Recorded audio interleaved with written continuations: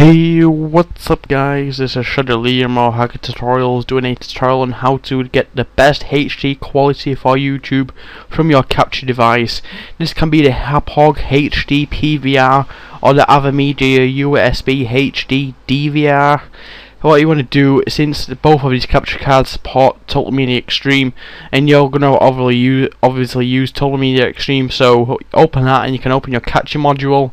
And just to let you guys know already, the difference between the HD PVR and AVerMedia USB HD DVR, that the AVerMedia uses higher megabytes to capturing, so the AVerMedia is going to be better quality, not by too much, it's only by a few megabytes, but it's hardly noticeable. But just to confirm, the AVerMedia is better than the HD PVR, so that should be the new premium capture card.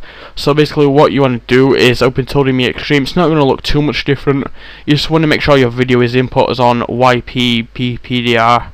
Your video format is on 1280 by 720. You must capture in 720p, or your quality is going to be interlaced. If you capture in 1080i, it's going to be 2 frames, and it's just going to look horrible. So just stick with 720p. That's all you need to know. Capture in 720p. And your bit rates per second, this is where the AVerMedia is superior to a HD PVR. So you want, if you're in the AVerMedia, you want to capture in the highest quality possible to get the most out of your capture card and your money. So I do recommend capturing 20,000 kilobytes, which is 20 megabytes. Or if you're in a Total Media Extreme in Hapog version, just slide it all the way up to the top. And if for audio format, just leave it as the same. And audio bitrate, leave it as the same. Capture volume, this is another superior part, just leave it as 20. Enable preview and recording, take it off because it uses more CPU usage and it can slow down your computer. Hardware acceleration, and not to bash the HD PVR more, but this is where the AVerMedia falls. If you notice where it says the save format, TS, that's the only format for the Hapog HD PVR. You can record in M2 TS, and the difference between these two is Vegas can only support M2 TTS, and the AVerMedia is recorded in TS, which Vegas can't support unless you're in version 9 or below. So for you AVerMedia guys editing Sony Vegas 9, or the PVR guys, you can edit in any version from 9 above to get the full HD quality. Now once you've recorded your clip, I've recorded a minute sample clip and I'm going to put an annotation on the screen right now, or at the end of the video, or in the video description, to see this final product. And I can guarantee you this will be the best quality you can get for your capture card until there is better quality found, or until then this is the best I found. So I shall see you guys in Sony Vegas. Okay guys, now we're in Sony Vegas 9, well 9 for me since I'm using the AVerMedia, that's reasons why I use the TS format. So there's a couple of things you need to know. There's not much difference apart from the interface on Vegas 11. First things you need to do for any capture card or any video, you go down to Project Video Properties, just click on the mouse thing, and you want to go to, you're not going to have my template, so you just want to go down to HDV 720p by 30. Now once you're in this, your width should be 1280 by 720. The field ordered non-progressive scan. Unless you recorded 1080i, then you would have to put lower field first, which I said not to, so recording 720p, please, it shall save a lot of headaches and it will maximize your quality. Pixel aspect ratio is 1, you can leave this. All you want to adjust now is the frame rate to 60 frames per second. This, it makes it easy to edit. You're going to put it on the pixel format as 32-bit full range. This will help you increase your quality as well in the color ranges. The compositing gamma, you must, it's not must, but I would recommend putting 2.222 video. Once you've done that, and this is an absolutely must, full resolution rendering quality, you must be at best. I can't say that enough, it must be at the best. Motion blur type, you can leave it as Gaussian because there is no clarified better format, so just stick as Gaussian.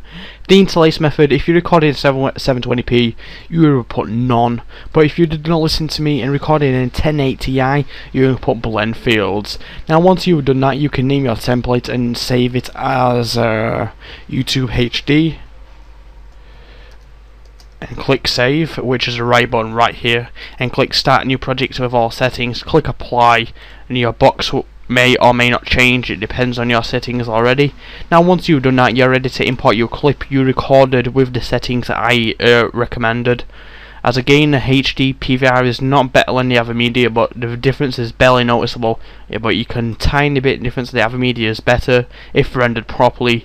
So I'm going to open my clip, ntcs.ts, and as you see, my video's right here what I recorded. So it might look like crap at the minute, but once we're done editing, this will look the best. So make sure this is on best full if you want to edit any clip.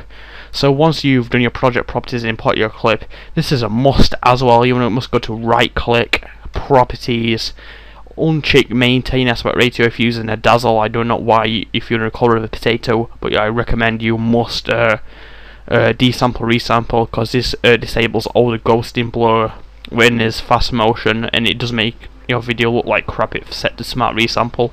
But if you're using a dazzle, I do recommend it up to HD if you take YouTube seriously. Once you've done that, it will make your video look a hell of a lot better. If I just fast forward to a decent part of the video, now as we can tell it's not motion blurred, and now you're going to go to event, pan and crop. So once we're at the event pan and crop part, we just go to event pan and crop, and as you can tell you have black lines around the video. As you can tell, mine's going down and around here. To make this better, what you want to do is just let me zoom in here so you can see the black lines. And as you can see, there's black lines around my video. To remove these black lines, simply what you do is grab the corner or the side and just drag it in a hair or two just to remove those black lines. As you can tell, there's no black lines now. You can eyeball this to get it spot on, which I recommend do because I've got so many templates. Once you want to do, you can name it YouTube HD and save it as a template. And as you go, my YouTube HD is now there. And if I zoom back out real quickly, and there we go, I was zoomed back out. Now once you've done that, you've cropped it out, desampled, resampled. All I'd recommend doing now to the video is just add in a little bit of video FX, and I've just got a good point on the video where it's about a decent amount of colour, so you could see if I just put it back a bit. Yeah, there you go, you might be able to see some colour difference. What you want to do now, the only video effects I do recommend adding is, first of all, you can go down to a sharpen, and this can vary. You can add a reset to none or add a 250. If you see, I'm just going to add a reset to none. As you can tell, it sharpens the picture up around the edges. But I do recommend using from anything from 0 to a light sharpen, which is 250. As you can tell, if I uncheck this, you can tell the difference really easy. But I do recommend using 250. It all depends on your video or what game you're playing or map. It may look better, but mostly for most of my videos I do use the 2.50 sharpen.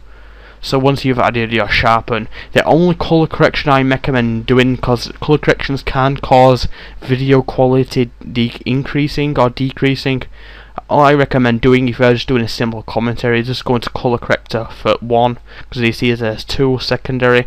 I don't find any differences, but I just use the color corrections 1. I recommend just going to Studio RGB to Computer RGB and dropping that on the track, and it will make your colours more vivid and darker and lighter in different places. It all depends on the map. You can alter your colour correction, but this is the only difference I do in, just to make the quality a tiny bit better. I just had that small colour correction. Just colour corrected, that's all you need, and your video looks perfect. Just a sharpen at 250 and a small colour correction. As again, the differences, if you look, you can tell. Now once you've done that, I can see another point in the video, look, the colour looks more vivid and dark.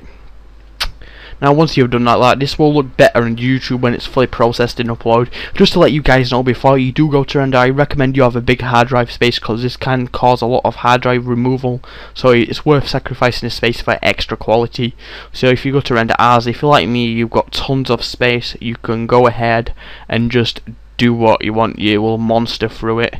So I will recommend using a main concept AVC/AAC. This may look different in Vegas 11, but just select main concept by AVC/AAC.mp4, and in your template, make sure you select default template. If you're on Vegas 11, you select Internet 720p HD. You're going to click on custom, And just another thing, make sure your video's on best full. So make sure your width is 1280 by 720 for the HD resolution, custom frame size. Make sure your profile is on main, not baseline. If you're on Vegas 11, yours will be high. Please select it to high. Your quality will be 10 times better. But make sure this is 29 frames per second or 30. And then you'll be asking me why do I decrease my frames from 60 to 30. If anyone knows all the technicality on YouTube processes a video down to 2 megabytes per second and 30 frames per second as well. So just go with 30 frames per second, it will save you a headache. Make sure your field order is on non-progressive scan, since we recorded in 720p. If you go ahead and record in 1080i, go on lower field first. Save a headache, but please just record in 720p.